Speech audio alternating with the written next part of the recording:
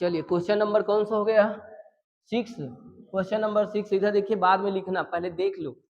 Question number 6 सिद्ध कीजिए कि 6n+13 मतलब 6n+13 एक विषम पूर्णांक है, जहां n क्या है? एक पूर्णांक है।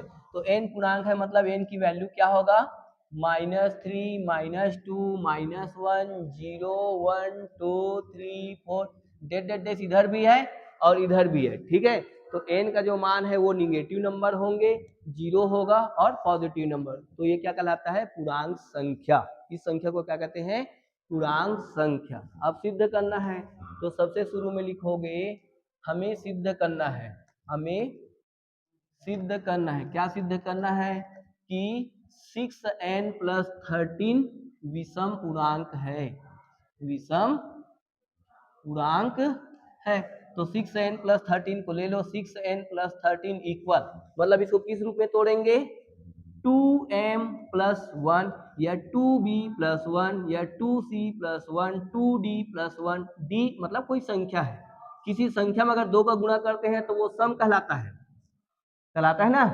और अगर एक जोड़ देंगे तो हाँ, तो इसको इसी रूप में तोड़ना है, इसी रूप में किसी भी प्रकार से लाना। देखो 6 को 6n ही रहने दो, 13 को हम 6 के टेबल में तोड़ेंगे।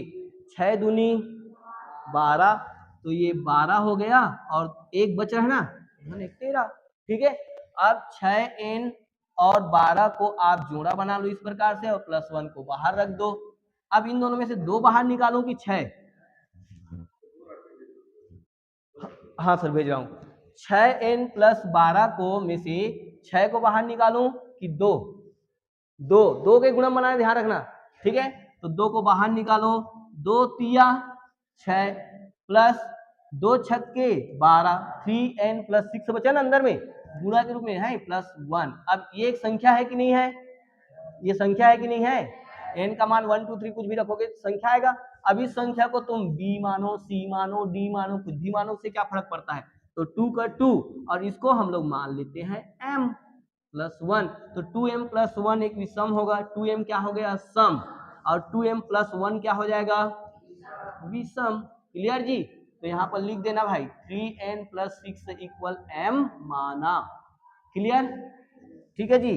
तो अतः लास्ट में लिखना, अतः 6n+13 एक विषम पूर्णांक है, विषम पूर्णांक है।